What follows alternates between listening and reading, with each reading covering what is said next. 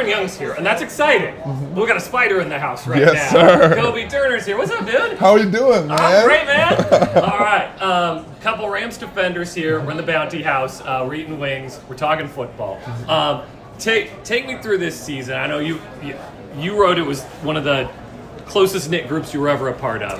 What made it so successful? Yeah, I mean, obviously being able to have BY as my wingman here, Bounty as my wingman off the field. I just feel like we are such a close knit group from the jump. I mean, I think throughout OTAs we had one goal in mind, and that was getting to the bowl. And obviously we came up short this year, but that's something that we're going to continue to work at. And obviously each year is a new year, but that's obviously our goal coming into next year. But I think of times like the Hawaii trip where we're able to just spend time getting to know each other as men and as people and just hang out, get to know each other on a personal level.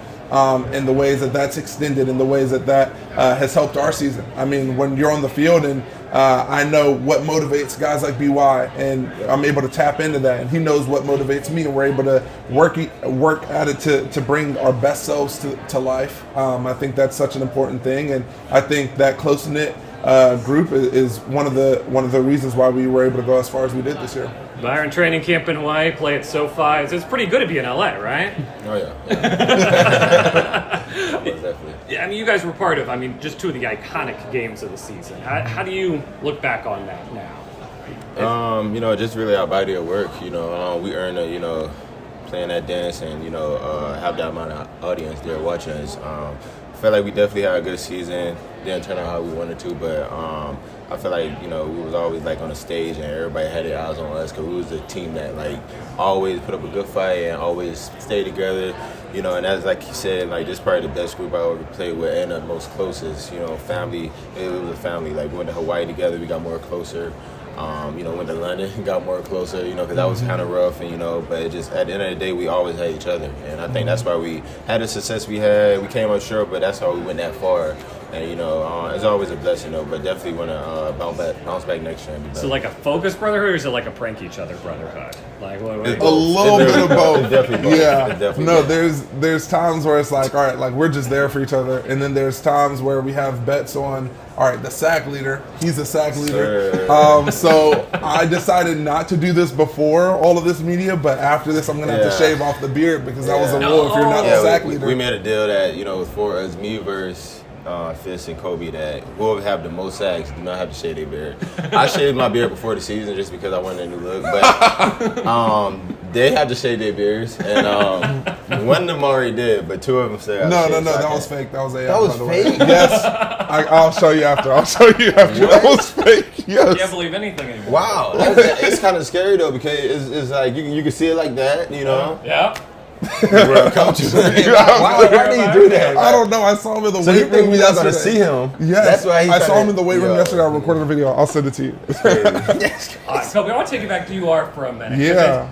The journey now is you play at a place like that for a year and you transfer somewhere for a year. You were there for a stretch. You got your year at Wake Forest where you flashed nigger in the NFL. Yeah. Do you reflect back like, I came at a great time, like I got that long experience? The game's changed. I do, and there's a lot that goes into kind of the college football landscape, and obviously I do think that guys should, have a portion of the money that they're bringing into the schools. But for me, my time at Richmond was so special. To be able to spend 5, I'm pretty sure, and a half years there and to really grow up there.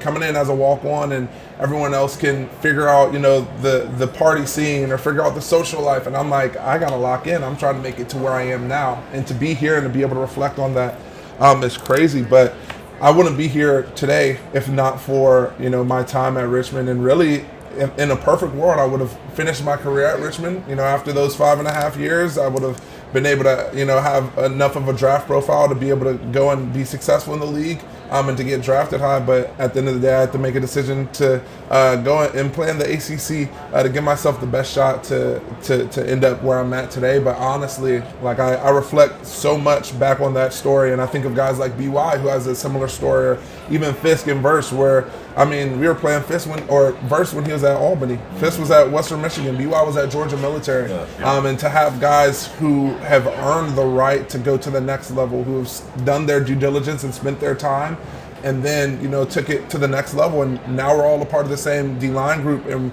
we're hungrier than ever on the field, off the field, of course. But no, we're hungrier than ever, and that's what makes our group so special, and that's what makes each of our stories so special, and mine in particular as well. So I cherish all of the time that I spent at the University of Richmond, and I look forward to coming back soon.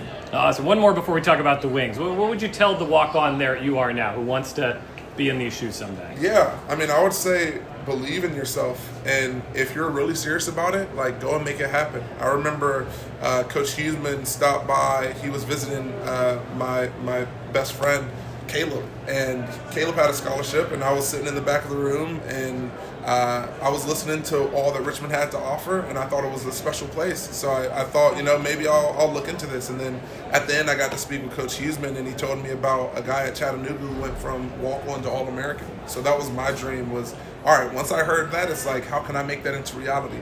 Go from walk-on to All-American, and my dream from a kid was, how can I play at that next level? How can I play in the NFL? And now here we are. And so just if you really are about it, then go and make it happen. Who's going to stop you? There's been so many people over my career, teammates, other players who have not thought that I would be at where I'm at today, but I continue to tell myself, if it's in the cards at all, I'm going to make sure I go and earn it. Well put. BY, we got a big plate of wings here in front of us. Tell us about what we're working with here.